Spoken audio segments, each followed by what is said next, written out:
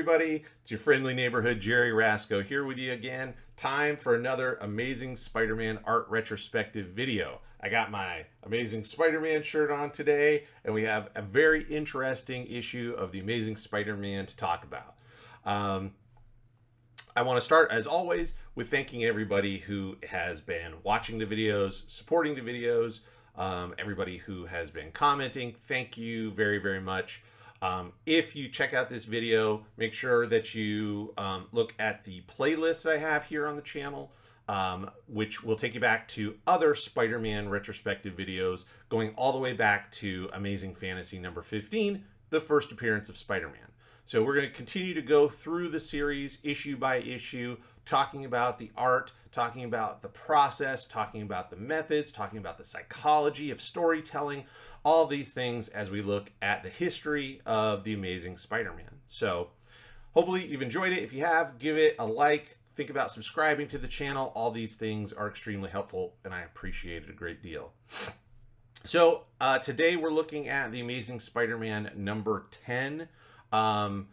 This has a cover date of March of 1964. So to give you some perspective on how long ago we're talking about in regards to when these comics were made. So obviously that influences a lot of things. It influences the storytelling, it influences the characterizations, and it influences the printing technology. So we talk about all those things here on this series. So without further ado, let's jump into the issue and let's see what we've got. So today we have the Amazing Spider-Man number 10, and we have another new team of villains. Actually, I'm trying to think, this is the first team. So Spidey has always been fighting either just your run-of-the-mill crooks or individual supervillains. Think of the Vulture, Dr. Octopus, the Sandman, the Lizard, Electro is one that we just saw. So here we have an actual team of guys. Now we'll get into it and talk a little bit, but what's kind of interesting about the Enforcers is twofold. One, this ties back to the origins. And again, remember, the reason I pointed out 1964 is Spidey is taking on more criminals. So it's his battles are more along the lines of organized crime in New York City. We're not seeing the massive like world domination, city destroying kind of villains like you would say in the Fantastic Four, for example. Even the supervillains he does battle, like Electro, for example, they're out for money. The Vulture is out for money. The Sandman is out for money. So it makes Spidey a more of a what they call street level. That's the term that they've used over the years at Marvel, is a street level hero, where he's fighting the kind of crime that affects real actual people, you and me. If somebody robs the bank and that's the bank we use, that's a problem, right? So so that's one thing. Second of all, the Enforcers, you'll see as we go, are regular guys. Now each of them has a very particular skill and talent, but they're not super powered to my as far as I know, to my knowledge. Now that may have been changed retroactively down the line to say that they actually have superpowers, but as we're introducing them today, they are regular guys with some impressive skills. And so we'll see how, from a storytelling perspective, the team of Steve Ditko and Stan Lee handle that. Now, let's talk about this cover.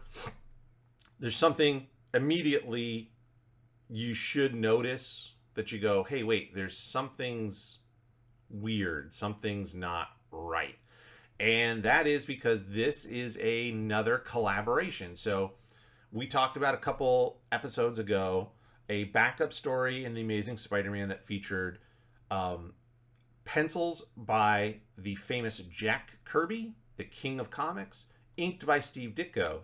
And at the time, I had never seen or heard of that sort of combination before, of the two of them working together.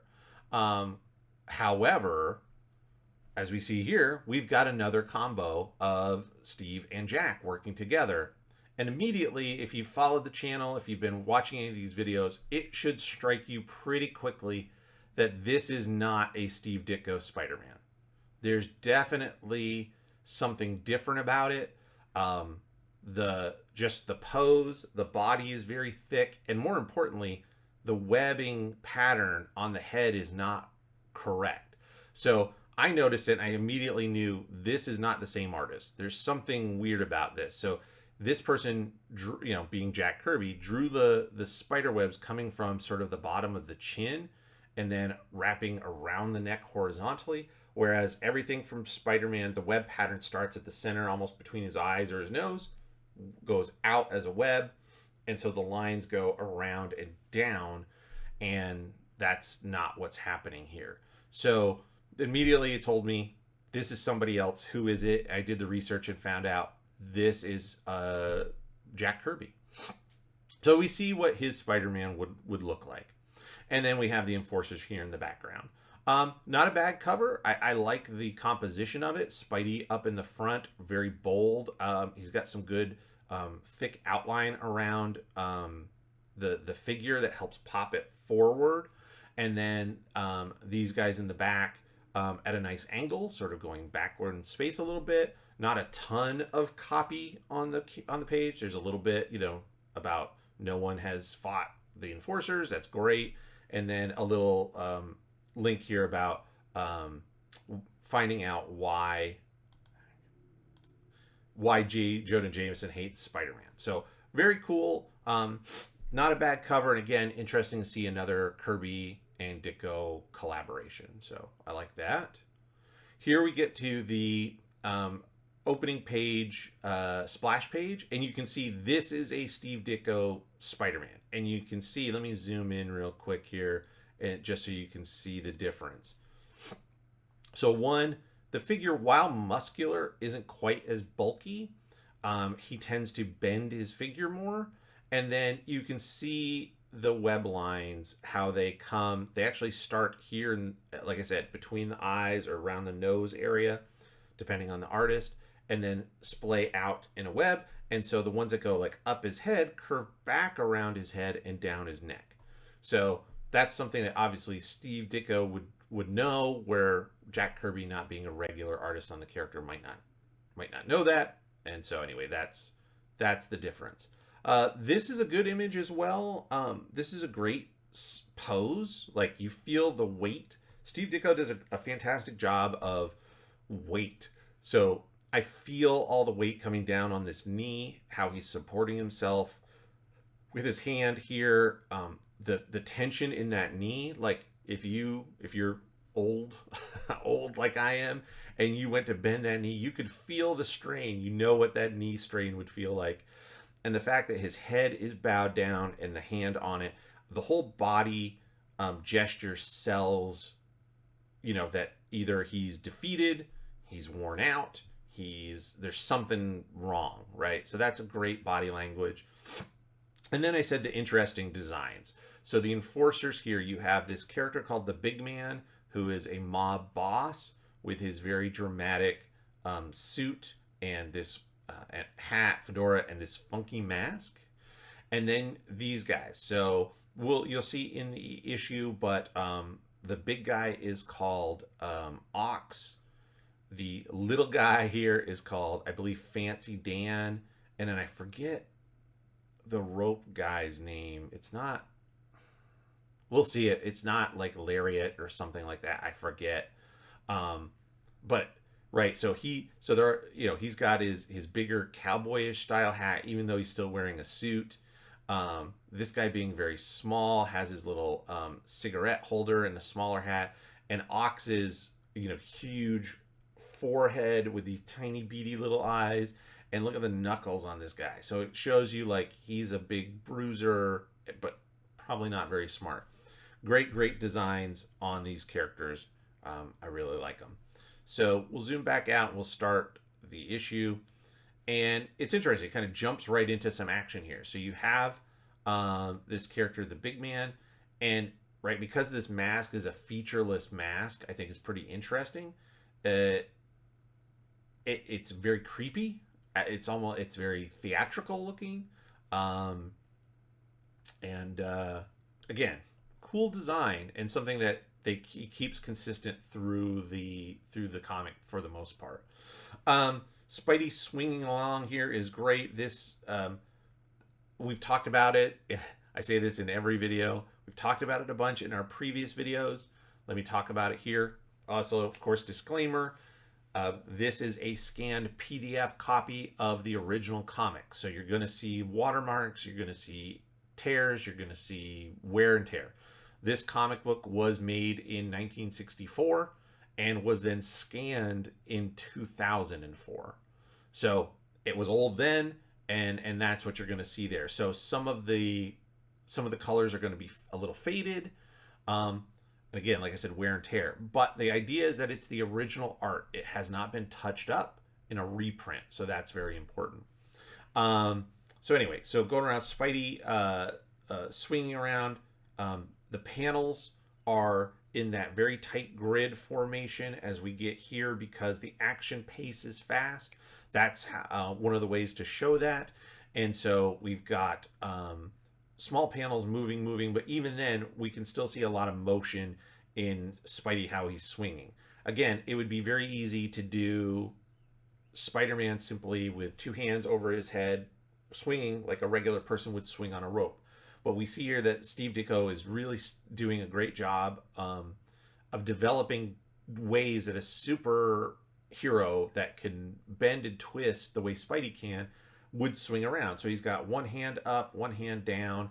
The body's going from top left to bottom right. That foot and heel is extended. There's great action and motion in that body. Same here. This foot is coming forward, but him twisting back. That's a really nice twist. And this is really interesting. So it's a helicopter up high. Spidey being, just from a story standpoint, is limited in how he can move around. He has to swing, but that means his web has to connect to something. Now, obviously, comic book physics get fudged. He's swinging around the tops of buildings all the time, and you go, well, what's above him that his web's connected to? You just acknowledge it, and we move on. This isn't a movie. We don't have to show it. It's okay. But here, he does use his web, and he spins around the flagpole to gain momentum and then whip himself up towards the helicopter, which I think is really cool. It's almost like if Spidey could fly, this is a pose that we would see more often. But since he doesn't, we don't get to see that often. But again, nice pose in a gentle perspective. He could have tilted the figure to be coming at us much more, which gets into foreshortening, something we talk about in almost every video. Foreshortening is when you take something that's vertical and you move it horizontal towards the viewer, and it looks shorter. It becomes actually smaller in a 2D space, and it covers it up itself. So you start to, the hand covers the arm, the fingers cover the hand covers the wrist, arm, forearm covers the bicep, covers the shoulder, all that kind of stuff. So we have that a little bit here, in that the feet are much smaller than the hands. He's coming towards us. Could have tilted it down more, but then he looks like he's going more at an angle instead of up. So cool. And again, great body language. He gets blasted with some, I guess it says it's foam, some sort of chemical foam, as opposed to like mist. So it actually has substance, and so it bends him back. He's flying upwards, hits him in the face. His arms are still going up, but his head and torso angle back. Great stuff. Of course, he saves himself with the ever-present web parachute, which is phenomenal, right? Web parachute. Great stuff. Okay, so now the big man has succeeded in crime, made Spider-Man look foolish to the people down below, the crowd down below, who are as fickle as can be and are immediately able to cheer Spider-Man 1 minute and roast him the next. Crazy. So the big man shows up with all of the mob bosses and is like, hey, I'm in charge now. and he's going to use his muscle to do it. So the first guy, again, I mentioned is this guy, little guy Fancy Dan, and his thing is martial arts at a time in 1964 when martial arts was not overly popular or wasn't well known, let's say, in Western culture. You're pretty soon you're going to start to see the influence of things like Asian cinema, people like Bruce Lee. But this is, kind of predating some of that. And so there you go. So even though he's little, he can beat up guys and throw them all over the place. So then we have here Ox. Oh yeah, so the cowboy guy's Montana. That's what he's called. He's a master with his lasso, can do anything. But this is Ox, the big strong guy, and I like what I call the no selling. So these guys are punching him, and again, let's not just story wise, but let's look at the art of this panel, because again, it's a very small panel, 3 panels across and 3 levels down on a page. Means that this is somewhere in the realm original art. The original drawing is somewhere between 3 to 5, like 3 inches wide and 5 inches tall. Not large at all. And yet you've got this motion. You can see the people, their feet are off the ground. Their whole body weight is going into these punches. And this guy's not reacting at all. It's not moving him a millimeter, right? So that's a great use of that body language and motion, even in little tiny figures, that really sells this. Like this guy, I feel like he's dropping the elbow. Like, I know I think he's supposed to be punching, but like I feel like this is like wrestling. Like this is the Macho Man dropping the elbow on the back of him, and nothing's happening at all. And this guy just landing these body blows, nothing. And then with one big swing, he takes them all out. So I really like the storytelling of that panel, with simple stuff. Don't need a ton of detail. Don't need sound effects. Don't need motion. Like here, there's the motion blur, this big swing. You don't need it here. The way that the guy's tie flying back sells it. The way their hair, the guy's hair is moving around. The way their clothes are rippling and spreading off of them. The jacket. It tells you how much motion is going into it, and that's super important in drawing comics and the storytelling of comics, right? Because essentially every panel is like taking a single frame of a film out, and we want to pick the one that's going to show the most motion. And I think Steve Ditko really did it here, so that is fantastic. I really like that. Now, again, storytelling, Aunt May, the trope. Aunt May is always sick, and in this case, she needs a blood transfusion, so Peter has to do it, and he's worried about, what he knows his powers are in his blood from the radiated spider bite. But what's it going to do to Aunt May? But it seems to be fine, and the plot point, we just kind of move through. And it's a way, really, if nothing else, to just get Aunt May. Well, there's two reasons for the plot point. One is to get Aunt May out of the way, and the other one will come up later. So Spidey has given Aunt May a blood transfusion. So he is a little low, right? His tank's running a little low. Mark that. It'll come back later. But great stuff. Great face here. Slight downturn of the mouth, the way the eyebrow and the wrinkles are raised, and that eye, the eyelid kind of goes up like that. And even though you can't see the other side of the face because it's the Spidey mask, this side, this eye, that's enough. It tells you what you need to know, that he's concerned, he's really worried, what's going to happen, and that facial language, again, tells you so much. So great storytelling with really a couple of things: an eyebrow, wrinkles, the eye, and the mouth. Sometimes, again, we've talked about it in previous episodes, sometimes less is more. Going to zoom back in down here. Great montage. I love this montage at the bottom of the page. So they are, the big man is now on a crime spree. And I like this. Like, I feel like this could be something from a film. Imagine if you saw these scenes sort of blending from one to another. So you've got, excuse me, the safe blowing up. They're cracking the safe, and then the big man's face, in the background. And then it cuts to the guy dropping down and hooking a line onto this armored car because they're gonna steal a whole armored car. And then a guy running out of let's say a bank or some other thing with a cash and a smoking gun. They've robbed somebody, and then here, people getting again being robbed. I could see all of these scenes in motion in a film. So great use of the montage storytelling to really emphasize how much is going on, but with one big page.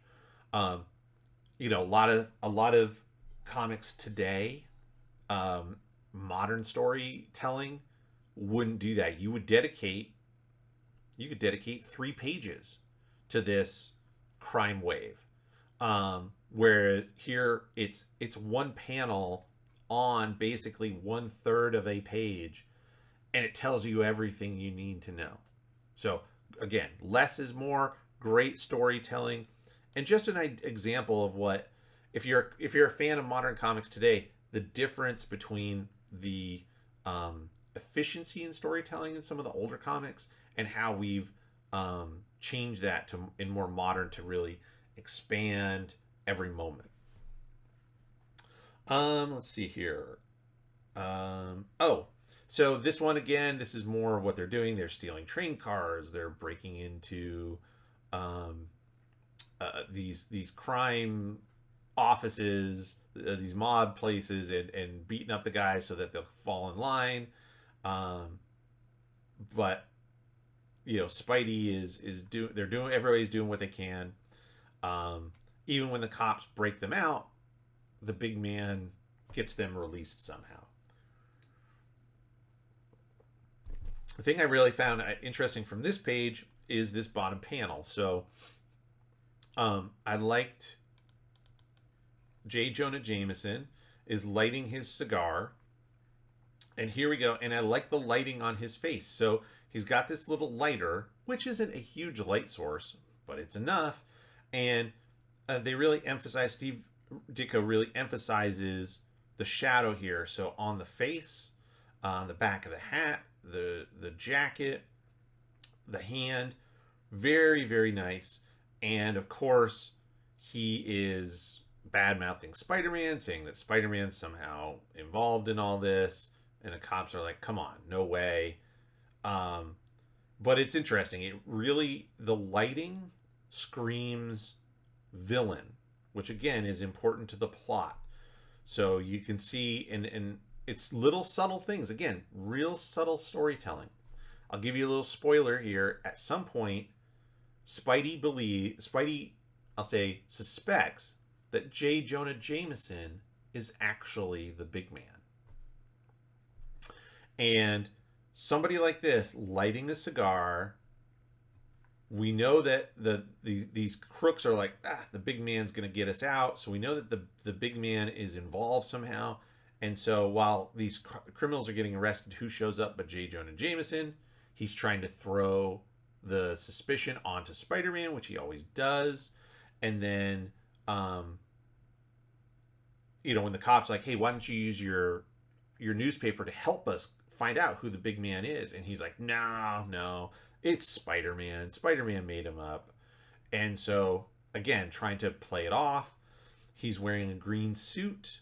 He's wearing a green suit with a hat. Now, we've seen that before, but if whether you realize it or not, at least psychologically, we go, hey, wait a minute. The big man wears a green suit. He wears a brown hat. It's not the same hat, but he's always in a green suit and a brown hat. And now we see J. Jonah Jameson in a green suit and a brown hat. And this lighting screams villain. It's another psychology method of showing the reader this isn't just a passerby. He's got this very ominous lighting which attracts your eye to it. Maybe there's something to that. So great storytelling, again, in a very small panel that also has a lot of dialogue in it. So really nice job there. So now they're talking about it here in the at the Daily Bugle, J. Jonah Jameson wants his one of his reporters to go figure out that Spider-Man is the big man. Go prove it for me. And this guy's like, okay, if you say so. We have Betty Brant, and we know that she has had some issues. The love interest that we're building with Peter has to do with, there's some things going on, we're not sure.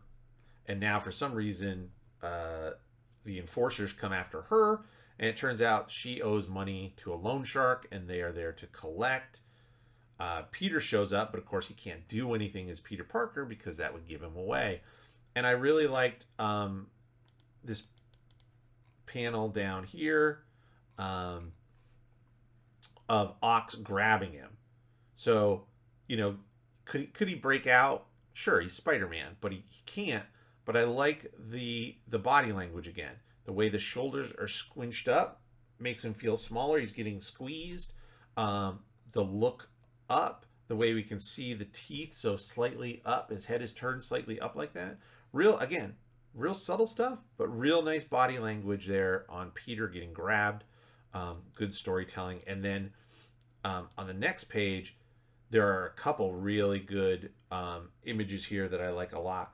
One of them is this one here of Peter on the ground. So they let him go. The villains push him to the ground, and now he's getting up. Now, this is not the way a normal person would get up. And I really like that, right? Normally, if you were going to draw a guy who's been pushed to the ground, get up, your hand would be flat on the ground, probably a knee on the ground, or both your feet flat on the ground, trying to push up. Peter is pushing up with his fingertips. This hand, it might be even off the ground. If it's not on the ground, it's barely just the end of his fingers here, and his toes, his knees are off the ground. He looks like he's about to jump 20 feet after these guys. Like, we don't see Peter get mad a lot, but you can tell he is mad. And even though he's trying to keep his secret identity secret, his body can't 100% hide the fact that he's Spider-Man, right? So just this, again, super subtle storytelling. It would have worked just fine if he got up like a regular person. No problem. But I love this pose. All that weight. So you can see, and this is, again, real little subtle stuff. The shadow from his hand goes under the knee. That's how you tell that it's up above off the ground. Same here. There's a line that goes underneath. The shadow from the hand goes above that knee. So he's suspending himself on his toes and his fingers, just like Spider-Man. Fantastic storytelling. I really, really like that figure a lot. Very simple, but a great way to tell the story. And then, so of course there's back and forth with him and Betty, and again, from a storytelling standpoint, very dramatic romance stuff. That's fine. That's the B story. And then I like this one. Spidey is running, so he's trying to find. Now he's got to track these guys down because he is done. These guys have messed with the girl he likes. He's gonna beat them up. Now, he could be swinging. He could be running on a rooftop. He's running along the side of a wall. Great running pose. Something that only Spidey could do. And the way he runs, so bent. That hand is on the ground. The foot is on the ground. Or I guess on the wall. Now, and again, it could be, you do it because he sticks to the wall. Now, does he need the hand? Maybe he sticks enough. His foot is enough. Maybe he can just run sideways on a wall. I would assume so, right? That's within the realm of what we've seen his spider powers be.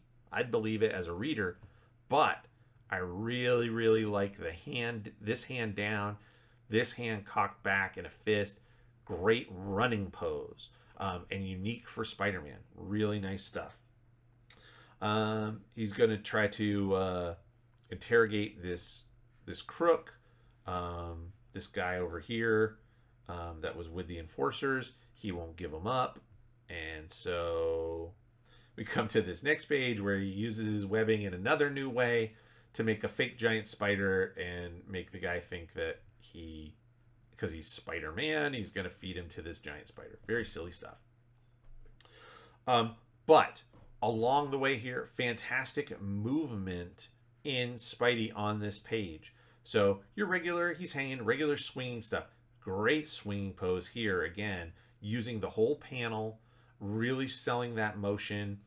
We have some foreshortening. We have the arms back behind his head, which really throws that center of gravity up and out. So we really feel that. And then he's yanked by the lasso. And the way that it bends at this lasso point and changes the angle, you feel the tension of it being pulled down. Great use of the turning of the camera and again of that body position. Really nice stuff there. And again, you could do it in a whole bunch of different ways. This is a terrific way. And I've mentioned this as well in the past. One of the beauties of Spider-Man is that this costume is so unique and so original that you don't have to show his face. For one, his face is covered. It's all his facial features. You can't see the surprise in his face when he gets grabbed by the lasso. You sell it with the body language. He lands, and of course his agility, his reflexes, he's ready to go. He's out of the lasso in a minute, and then throwing a really big haymaker into Ox, who actually reacts to it as opposed to what he did before. Again, showing you how much stronger Spider-Man is. 3 other grown men, this guy doesn't even flinch. One Spider-Man punch, and again, his feet are off the ground. He's throwing his whole weight into that punch, and this guy is going, oof. So really nice storytelling and body language there. Let's see here. The fast pacing, again, is also very nice. So when you have every panel is a moment in time in comic books. And so when you have a large panel and then a small panel and then another bigger panel, that's one way of showing things like changing the scene within a page, as opposed to waiting to turn the page for a new scene. You could have small, and then here's a big panel of, let's say, the skyline that shows that we've changed, from where we were before. So that's one way to do it, is through your panel composition. So here we are staying in the same scene, but we're moving beat to beat to beat. So he lands. So it really goes to the previous page. He's swinging. He's yanked down through the window. He lands. He punches Ox. The other guy comes at him, and Spidey ducks, or the guy ducks him, and then Spidey gets a swing. The lasso's grabbed his wrist. He's getting pulled back. The big guy Ox lays a hit on him, and look at this bend on this spine. Awesome stuff. Great reaction to a punch. Here's one of the things that people get wrong in comics all the time. Happens all the time. If a character is getting punched, or kicked, which happens or just let's say hit with something, happens all the time in comics, right? So the punch is coming in this panel right here. I'll zoom in so we can make sure we're clear. We're talking about the same thing. Come on. The punch is coming. We'll call it panel from the top of the left of the panel down across to the right of the panel. Spidey is hit, and his head moves backwards in the opposite motion of that punch. What happens all the time, same thing here on this one. Spidey punches the guy. Spidey is punching from left to right. This guy's body is moving from left to right. People do this all the time in comics. The Batman, let's say, Spider-Man throws a punch like this from this side to across, and the guy's face turns the wrong way. So if your fist comes and you get punched like this, your head's going to turn in the direction the fist is moving, or the foot, or the rock, or the whatever. Too many times in comics I see this. The fist is like this, and the person's going, oh, like they got punched like this. That's not how that works. It's this, it's this, it's this, but you're never gonna see this. Doesn't work. It doesn't work.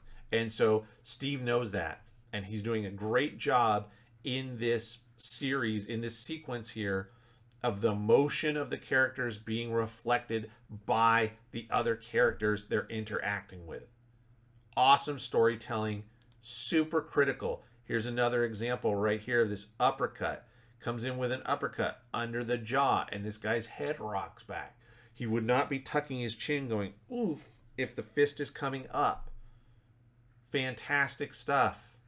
Great, great attention to the way these bodies move in space. It's not just drawing the punch and drawing the other guy looking cool. It's about doing it in a way that we as people recognize what movement really is, and it doesn't take us out of the story.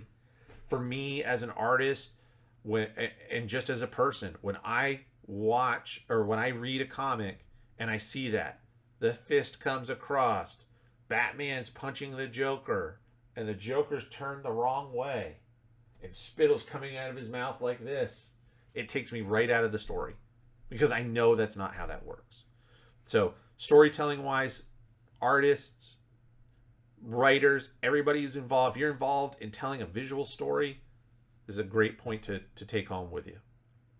So the point here is, story wise, Spidey's getting tired. And we see this is that sort of image from the page 1, the splash page, where the enforcers have him and he's down on one knee and he's holding his head because he had the blood transfusion.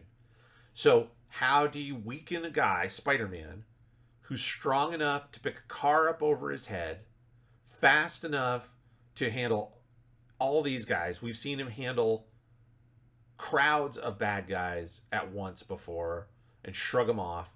How do you put the enforcers, who are real guys with just gimmicks, how do you put them on even footing with Spidey? And the way you do that is you weaken Spidey with a very simple plot point that took about a half a page, maybe one whole page, that he had to give his aunt a blood transfusion, and that weakens him. That's good storytelling and simple storytelling. It doesn't need to be anything more convoluted than that.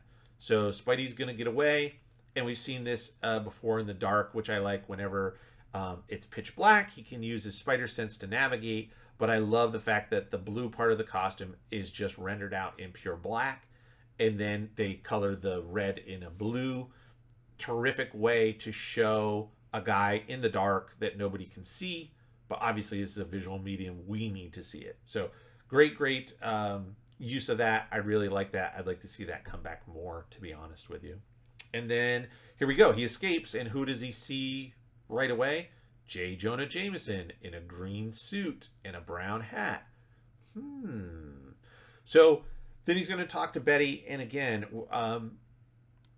I really like this. We talked a lot about it, I think, in the last issue, where Aunt May was sick and Peter is trying to take care of her, and he's depressed and he's sad and things are happening and he's in these shadows. It's very film noir. And now we're doing the same thing with Betty. She's very upset. She doesn't want Peter to know what's going on. There's some sort of a secret there that involves the mob. So she is in this dark, shadowy room. We've got the shadow of the blinds across in those tilted angles. A very big commonality with, again, what I call film noir. Same thing here. She finally picks up the phone and she's in shadow. She just can't stand to be in the light. It's reflecting the darkness of her mood, the darkness of what's happening to her. So really, really good use of shadows to tell the storytelling that she's just in a really bad place. So so then she leaves, and she doesn't explain But obviously there's stuff going on, and she needs to address it. So she leaves, and Peter's kind of upset that she never said a word about it. So he now is in the dark place. So here again, we get to that shadow, we get to the noir, we get to the blinds. Everybody has blinds, these Venetian blinds on their windows. I'd love to sit as the moonlight casts on you through the shadows. Great stuff. But this one's terrific. This image down at the bottom here is quite iconic. I've seen it reprinted in books, in texts about Spider-Man, when they talk about Steve Ditko sometimes, when they talk about the early days of Spider-Man. Really nice composition. You have the real solid black on the left, and put the dialogue over it. That's great. And then him on the side here, a good body pose, slight upshot, shadowing on the back, but the light coming up really tells us he's ready to set. In essence, here he's in the dark. You can see his body language is done.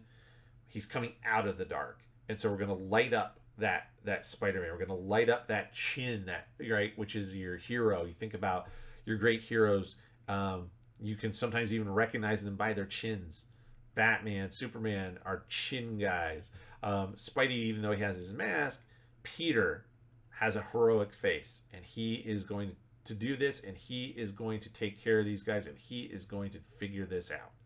So there we go. Plot point. He is going to get involved, and he's going to try to do it as Peter Parker, and kind of drop a surprise on the enforcers who don't know that he's really Spider-Man. So again, more basic storytelling stuff, no big deal. We do find out that the big man, again, I love the theater mask, right? Again, the mouth doesn't move, the expressions don't change. It's a solid theater mask. The only thing coming out of it is the eyes. Makes it very eerie, very, very interesting. He knows who Peter Parker is. So word has gotten back. Peter says he knows who the big man is. Big man's like, I know who Peter Parker is. He doesn't know that he's Spider-Man, but he knows Peter Parker. So they snatch up Peter in the car. Now, the thing, again, that I think is pretty cool here is there's a couple of these panels that are very simple that make a lot of sense. We've had a bunch of people talking. So Peter's at school with Flash Thompson. There's a crook who knows what's going on, overhears it, which is what Peter wants, tells the big man. So now we're like in the big man's office and we're talking to him. Now we need to change the scene to the police department. Again, a lot of artists would just draw the inside of the police department and two police officers talking to one another. Spider-Man called us. He tells us, hey, he's going to give us an alert. He's going to find the big man and tell us where he is. But without changing the scenery, it could be confusing for the reader to think that it's part of this continuing scene here, since it's panel to panel to panel. So again, great storytelling. I draw the outside of the building. I put this thing, I don't know if these are real, but I put this ball, this like glass ball that says police. So I guess there's a sign outside the police station. Okay, makes sense. That tells us this is the police station and we've changed scenes. So from a reader standpoint, I don't even need the dialogue that says this is at police headquarters now. I get it that with the right, bubbles here, there are two people talking to each other. They are policemen, and they are going to, Spidey has let them know kind of what his plan is. Really subtle, great storytelling.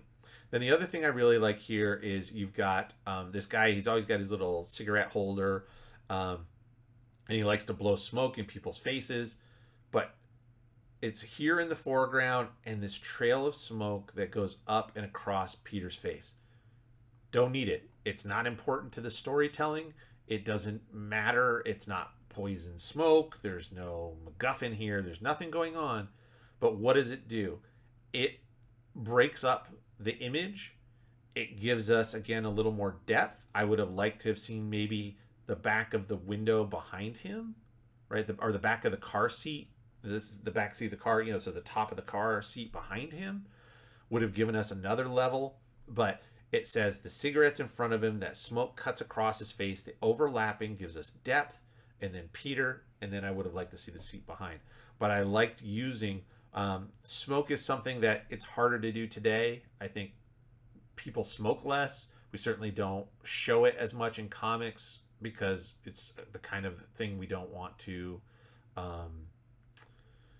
emphasize in any kind of positive light, of course, because smoking kills so many people every year.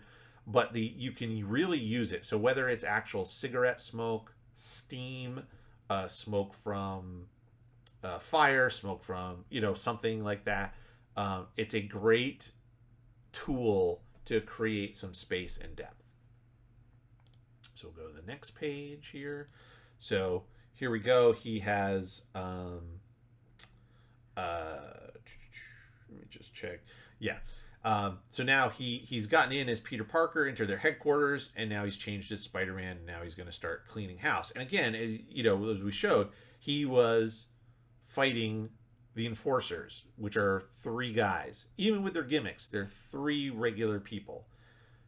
Here, he just took out, he takes a swing and he's punching 5-6 guys in a row.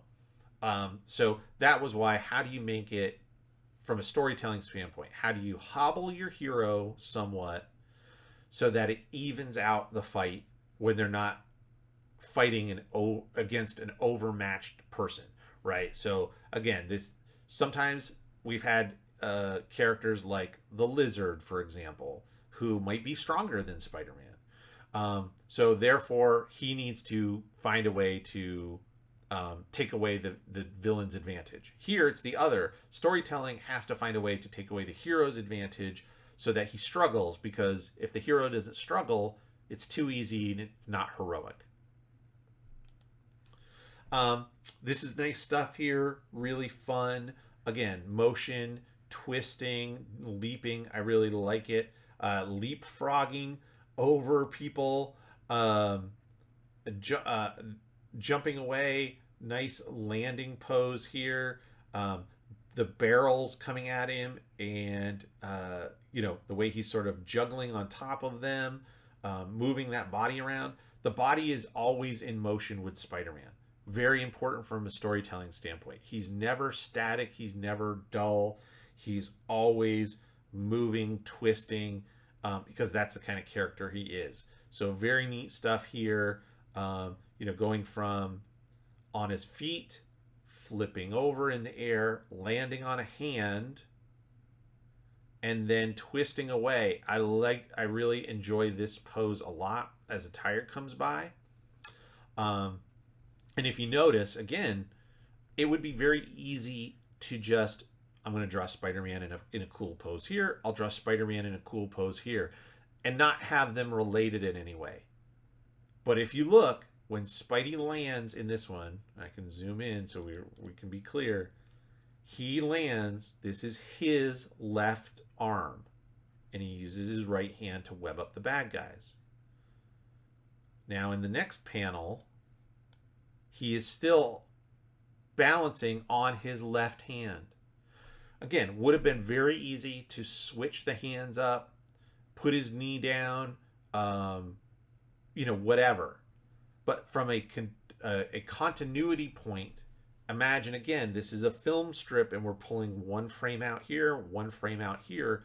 There's a couple of frames in between these, but there's only a couple of frames. He doesn't have time to switch hands and switch positions.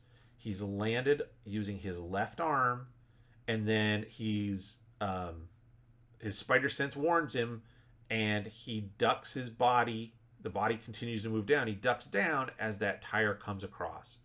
Great storytelling and continuity in the body motion. So important. I feel like, and I don't know this for sure, I'm sure there's folks who have commented on on my videos before, who do have a blog and have talked a lot about Steve Ditko. I feel like maybe he had a background in animation. Like, I feel like you could have made, if you had a couple of images in between this, it's a flip book. Like, he could have made a flip book, to flip and see him moving through some of this stuff. So I feel like that's so important and something you don't always see, especially from comics that are static images. So if he didn't have a background in animation, he was a natural. If he had a background in animation, that certainly explains a lot, and how you feel like these images all flow from body position to body position, and is amazing. Let's see here. Again, twisting the the panel, twisting the body, very cool stuff. Great motion, really neat. I like this one where he grabs onto this hook. I guess I'm not sure exactly what it is. It's some sort of auto shop, but the way he swings his whole body around, but being bent in half like that, right? He doesn't have to swing so that his head is over. He just, can just swing his whole body. Very, very cool stuff. And again, the pacing, just moving from panel to panel to panel, going. Very, very cool stuff. Here he alerts the police. Hey, you guys, I told you, FYI, this is what's coming. Sure. Yeah, panel 4 kick. Yep. And then, again, neat stuff here. I like this big wide panel. This is a good one. Again, showing how, while the enforcers are a little tougher, Spidey can handle 1, 2, 3, 4, 5, 6, 7 regular people at a time. They can't stop him. So that, again, helps to emphasize that the enforcers, while they look like regular dudes, are actually, tough and are going to give Spidey a problem. More fighting, leaping away. Again, he punches in one direction, leaps back away from the gunfire. It's believable. It all makes sense. It's not like he was standing in one position and now he's upside down in the next one. And you're like, how do you get from point A to point B? This all works. It makes sense. Really nice stuff. Good leaping pose here. Good foreshortening as he's trying to get to the door. And then from here we have a lot of, storytelling stuff. I do like how the close-ups throughout this sequence here are framing the action. So Spidey believes, right? So the big man escapes. Everybody else is arrested. He still is 100% sure it's J. Jonah Jameson. So he's going to go over to the Bugle, the Daily Bugle, and he is going to try to, possibly capture J. Jonah Jameson, believing he is the big man. So when we get here, Spidey on the outside of the window, the close-up, it's not really a close-up, but in terms of, the size of the panel, it shows that he's outside the window waiting, and J. Jonah Jameson, the dialogue's coming from him. He's pacing back and forth. What is he going to do? I'm too far out on a limb to turn back, he says. He can't prove that Spider-Man's the big man. So is that because the heat's going to be on him? But we see Spidey is there. Again, same thing here. Now Spidey is reading his body language. And again, the close-up. Now the camera flips around 180 degrees. We're looking at J. Jonah Jameson from the inside, more of close-ups, and we see Spidey behind. So, and again, the lighting between the cigar, the angry scowl, the lighting seems very villainous, very possible. And then over here, same thing. Spidey is the nice close-up with the shadow as he's watching, feeling he's vindicated. Yep, he's right. But he's wrong. It's not J. Jonah Jameson. It was this reporter named Foswell, Frederick Foswell, the guy who Jonah tasked with finding out and proving that Spider-Man was the big man. So he did it through your classic Scooby-Doo villain with a costume that changed his shape and a voice changer. A costume changed his shape and a voice changer that changed his voice. And he would have gotten away with it too if it weren't for that meddling Spider-Man. And so here he is here being like, I can't believe it. It really is that guy. Huh. I can't believe it. So there you go. Fun little bit of storytelling, but I really like the tension that's created through these close-ups where the close-up is framing the action in the background. And that's really nice stuff. And then the very last thing I have here, of course, I talk about the lighting, neat lighting on Spidey. And this is something that is interesting and something that we've seen a few times here. We saw it in the previous page. When you want to put Spidey in a really dark shadow, you could just black it out. It could be 100% blacked out, but you would lose the design of the webbing and stuff like that. And so what they've decided to do here is keep the webbing pattern and just essentially fill in what I would call like the cells almost of in between the webs with shadow. So you still have some red, but you have the Spider-Man design in the shadow. It's a neat thing, and it's kind of unique to Spidey. I remember as a kid seeing it in other things. Sometimes what they would do instead of this is, and again, this has to do with probably some changes and some improvements in printing, is they would do black shadow and they would change the Spidey pattern to red lines. So that's pretty cool too. And another way to do it, something we'll see down the road. And then the last thing I said here that I really liked is the way he's pulling this mask off. It feels like it's stretching.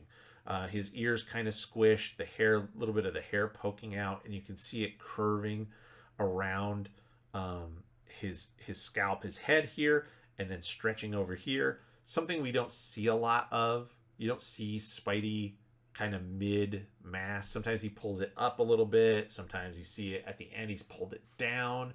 But we really don't see kind of this mid-pull where it's like stretching like a swimming cap like that. You expect it to go and pop as it comes off. I like that. I thought that was really neat, really cool storytelling. He's just sort of musing about how this girl that he's been interested in is now left, and we don't know what's going to happen.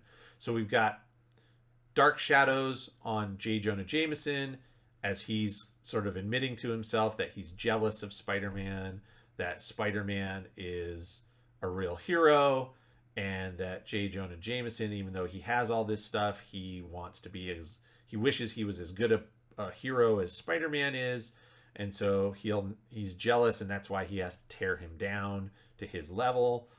And then here also in the shadows we have Betty talking about how she misses Peter and she wishes she could tell him stuff, but she can't risk him because of the danger she's in. So there we go. There's your story, and again, use of some nice noir shading, shadows, to emphasize where these people are, in their minds and their emotions at the moment. Also, it's a nice little diagonal here. So you've got Jonah in shadow, Jameson in shadow, Spidey in shadow, Betty in shadow, in this nice cross diagonal there. Very, very cool stuff. And then and there's your issue. So